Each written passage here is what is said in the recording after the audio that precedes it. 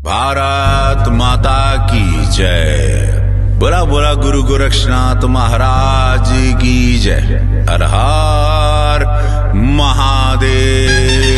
शंभू शंभू। नमस्कार प्रणाम। जे कबू न रहल उ अब्बा, यूपी में सब्बा।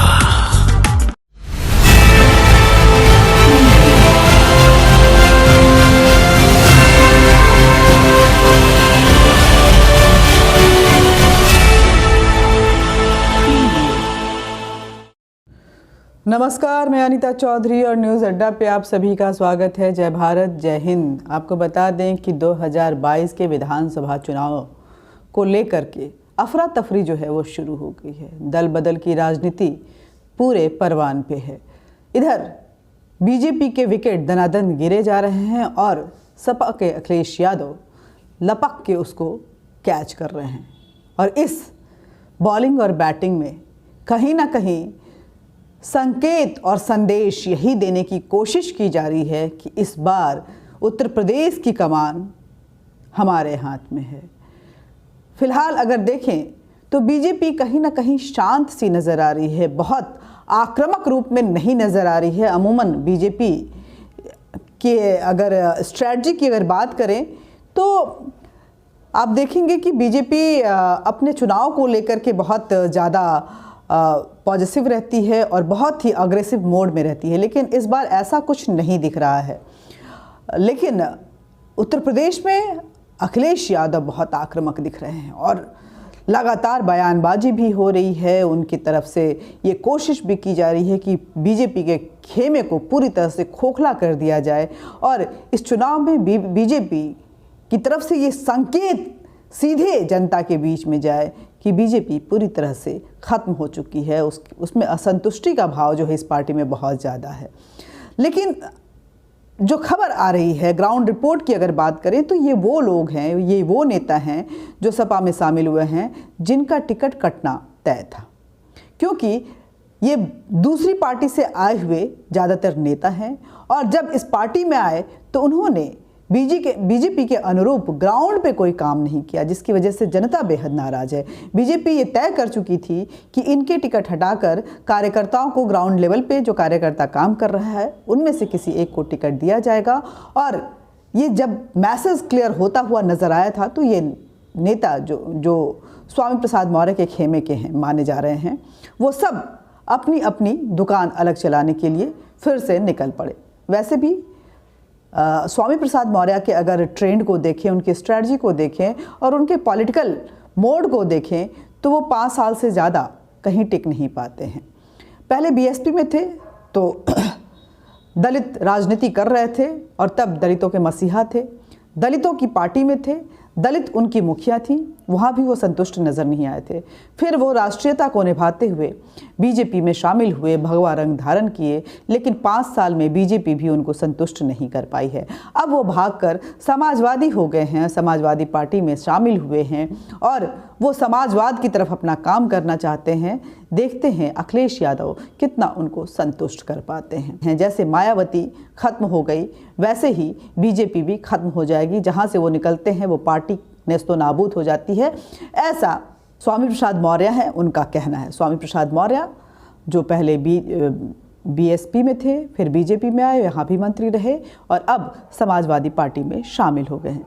स्वामी प्रसाद मौर्य के साथ साथ और कितने लोग शामिल हुए हैं उनकी लिस्ट में पहले पढ़ देती हूँ, उसके बाद क्या कुछ हो रहा है इस ज्वाइनिंग के समय या उसके बाद और किस तरह का माहौल वहाँ उत्तर प्रदेश में क्रिएट हो रहा है, ये सारी बातें आपसे करूँगी। तकरीबन 30 से 35 लोग स्वामी प्रसाद मौर्य के साथ समाजवादी पार्टी में बीजेपी के खेमे से शामिल हुए हैं। उनमें से नाम जो है स्वामी प्रसाद मौर्य तो हैं ही, धर्म सिंह सैनी हैं, भगवती सागर हैं, विनय शाक्य हैं, रोशन लाल वर्मा हैं, मुकेश वर्मा है, ब्रजकिशोर प्रजापति हैं, चौधरी अमर सिंह हैं, यूसुफ अली हैं, रामहेत भारती हैं, नीरज मौर्य हैं, हरपाल सैनी हैं, बलराम सैनी हैं, राजेंद्र प्रसाद सिंह पटेल हैं, धनपत राम मौर्य हैं, ध्रुव राम चौधरी हैं, पदम सिंह हैं, अयोध्या प्रसाद पाल हैं, बंसी सिंह पहाड़िया जो कि कांग्रेस से आए हैं वो हैं, अमरनाथ सिंह मौर्य हैं, रामावतार सैनी हैं, आर.के. मौर्य हैं, दामोदर मौर्य हैं, बलराम मौर्य हैं, देवेश शाक्य हैं, महेंद्र मौर्य हैं, रजनीकांत मौर्य हैं, रामलखन मौर्य हैं, देवेश श्रीवास्तव हैं, चंद्रपाल सिंह सैनी हैं, सत्येंद्र कुशवाहा हैं, गुलाम मौर्य हैं, जितेंद्र पाल हैं, चौधरी हरपाल सिंह जो कि किसान नेता हैं वो हैं, और वीरेंद्र सिंह कुशवाहा हैं। ये सारे लोग शामिल हो गए हैं अखिलेश यादव की पार्टी समाजवादी पार्टी में। अखिलेश यादव का हौसला बेहद बुलंद नजर आ रहा है। ऐसा लग रहा है कि इस बार वो जो है वो बदलाव लाकर ही दम लेंगे। और लेकिन क्या रास्ते इतने आसान हैं अखिलेश यादव के लिए, ये जानना बेहद ज़रूरी है। पहले आज के भीड़ की बात करें। आज ज्वाइनिंग के समय में देखिए ये फ़ोटो है जब इतने लोग ज्वाइन हुए, मंच पे ये सारे लोग नज़र आ रहे हैं। इस फोटो को आप देखिए गौर से। उसके बाद उस भीड़ की फ़ोटो को देखिए। वैसे ये रैली वर्चुअल थी, लेकिन ये भीड़ जो है बिल्कुल एक्चुअल है। और क्योंकि किसी इन्फॉर्मेशन के बिना, किसी इजाज़त के बिना, किसी परमिशन के बिना ये भीड़ जमा हुई थी, इसको लेकर के FIR भी दर्ज हो गई। पूरा वीडियो देखिए किस तरह से ये भीड़ है अखिलेश यादव के इस वर्चुअल रैली में। जब ये स्वामी प्रसाद मौर्य के साथ जो लोग ज्वाइन कर रहे थे सपा में, उसको लेकर के उत्साहित भीड़ किस कदर जमा हुई है। कोरोना प्रोटोकॉल की पूरी तरह से धज्जियां उड़ाती हुई ये भीड़ है। अब भीड़ को देखिए और खुद अपने विवेक से देखिए कि अगर ये भीड़ एक एक करके जाती है और अपने साथ कोरोना को लेकर के जाती है तो कितने लोगों पे कोरोना की कहर टूटने वाली है। जिसको लेकर के समाजवादी पार्टी मुख्यालय पर बिना अनुमति के आयोजित की गई इस रैली को लेकर के लखनऊ पुलिस ने गोमती पल्ली थाने में FIR दर्ज कर ली है। जानकारी के मुताबिक इस रैली को अखिलेश यादव के नेतृत्व में डिजिटल रैली बताकर आयोजित किया गया था, लेकिन भीड़ बिल्कुल एक्चुअल थी। इसमें स्वामी प्रसाद मौर्य समेत बीजेपी छोड़ने वाले अन्य विधायक मंत्री भी सपा में शामिल हुए और वो सब लोग वहां पे शामिल थे। सपा कार्यालय में आयोजित इस रैली में जमकर भीड़ उमड़ी और कोरोना प्रोटोकॉल की पूरी तरह से धज्जियां उड़ती हुई यहाँ पे दिखी। इसकी जानकारी मिलने के बाद लखनऊ जिला प्रशासन और निर्वाचन आयोग ने मामले को सख्ती से ले लिया है। लखनऊ के DM और जिला निर्वाचन अधिकारी अभिषेक प्रसाद का कहना है कि समाजवादी पार्टी की यह रैली बिना अनुमति के आयोजित की गई थी। सपा कार्यालय पर जांच के लिए लखनऊ पुलिस की एक टीम गठित कर दी गई है, जिसको वहां भेज भी दिया गया है। वहीं मामले में लखनऊ के पुलिस कमिश्नर DK ठाकुर ने बताया है कि धारा 144 का ये उल्लंघन है और महामारी एक्ट के तहत गौतमपल्ली थाने में FIR जो है वो दर्ज कर ली गई है। इस कार्यक्रम में सपा अध्यक्ष नरेश उत्तम पटेल सहित सपा के तमाम बड़े नेता उपस्थित थे। तो ये हालात हैं उत्साह के। अति उत्साह कभी कभी घातक साबित होता है और जो जनता के लिए भी परेशानी का सबब बन जाता है। अखिलेश यादव को कम से कम इतना तो सोचना चाहिए था। भीड़ के बीच अखिलेश ने कहा कि नियमों का पालन करेंगे। हालांकि भीड़ बिल्कुल अनियमित थी और वहाँ पे किसी भी नियम का पालन नहीं हो रहा था, लेकिन जो अखिलेश कहते नजर आए वो जानना बेहद ज़रूरी है। बीजेपी से सपा में आए नेताओं को पार्टी में शामिल कराने के लिए सपा कार्यालय पर ये जो रैली आयोजित की गई थी, इसे सपा के डिजिटल रैली का नाम दिया गया था, लेकिन बड़ी ही एक्चुअल तरीके से एक्चुअल भीड़ के साथ इस कार्यक्रम को संपन्न किया गया। इस दौरान भारी संख्या में लोग वहां जमा हुए, जहां कोविड नियमों का पालन बिल्कुल भी नहीं किया गया था। ना कोई मास्क पहना हुआ नजर आ रहा था, ना सोशल डिस्टेंसिंग वहां पे नजर आ रही थी। चुनाव आयोग 15 जनवरी तक किसी को भी रैली पर रोक लगाई हुई है। कोई भी पार्टी फिलहाल रैली नहीं कर रही है। अखिलेश यादव के यहाँ जबकि अखिलेश यादव अपने संबोधन में कहते हुए नजर आ रहे थे कि इस तरह के चुनाव के बारे में नहीं सोचा था, हम कोरोना गाइडलाइन का पालन करेंगे, डिजिटल रैलियों के माध्यम से लोगों तक पहुँचेंगे। लेकिन इस एक्चुअल के भीड़ के बीच में जिस तरह से बड़ी तादाद में नेताओं का वहाँ पर जमावड़ा हुआ और उनको वहाँ पर ज्वाइनिंग करवाई गई, वो कहीं ना कहीं एक चिंता का सबब बन रहा है कि इस उत्साह में ऐसा ना हो कि कोरोना बॉम्ब जो है एक बार फिर इस देश में फूट जाए, जिसका खामियाजा नेताओं के इस महत्वाकांक्षाओं के बीच जनता को उठाना पड़े। वैसे स्वामी प्रसाद मौर्य का कहना है कि बीजेपी में दलित की अवहेलना हो रही है, दलितों का कोई इज्जत नहीं हो रहा है। जब यही कहते हुए कुछ वो उन्होंने अगर देखें तो बसपा भी छोड़ा था और यही कहते हुए वो बीजेपी भी छोड़ रहे हैं।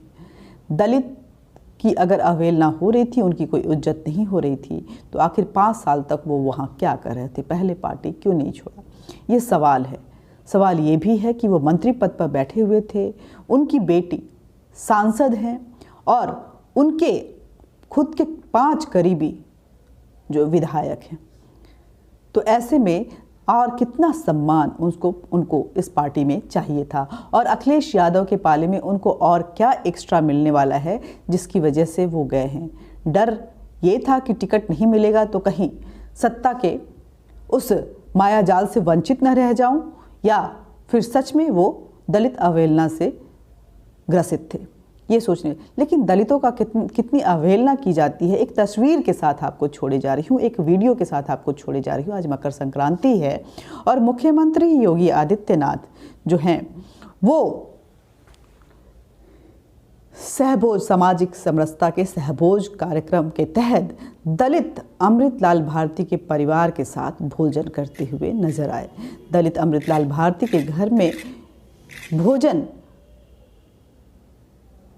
फर्टिलाइज़र की झुग्गिया गेट पर आयोजित कार्यक्रम में हुआ, जिसमें मुख्यमंत्री खुद शामिल हुए। उनके साथ ज़मीन में बैठकर वो भोजन कर रहे थे और वहाँ पे ऐसा नहीं लग रहा था कि कौन दलित है और कौन मुख्यमंत्री, कौन सवर्ण है और कौन दलित।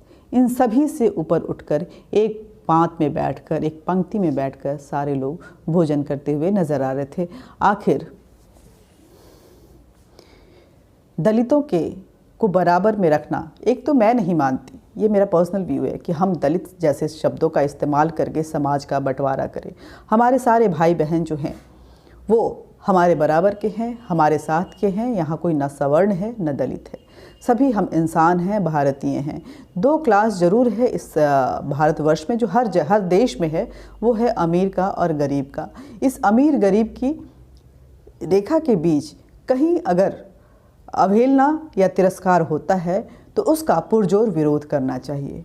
हमें हमारी कोशिश और हमारे नेताओं की भी कोशिश यही होनी चाहिए कि राजधर्म को अपनाते हुए वो समाज के उस अंतिम व्यक्ति तक वो सारी सुविधाएं और पॉलिसीज़ पहुंचाए जिससे इस देश में वो अमीर गरीब वाली जो रेखा है वो मिट जाए। नमस्कार, जय हिंद, जय भारत। वीडियो को ज़्यादा से ज़्यादा शेयर कीजिए, लाइक कीजिए, सब्सक्राइब कीजिए। मेरे चैनल को न्यूज़ अड्डा इंडिया को सब्सक्राइब कीजिए और बेल बटन दबाइए ताकि आप तक नोटिफिकेशन पहुंचता रहे। इस चुनाव में नेताओं के इस बेलगाम जो चाल है उसको आप कैसे देख रहे हैं? महत्वाकांक्षाओं में कहीं जनता पिस न जाए, क्या आपके मन में भी ये सवाल उभर रहा है? अगर इस तरह के सवाल आपके मन में हैं तो कमेंट बॉक्स में अपने विचार जरूर रखिए। जय हिंद, जय भारत।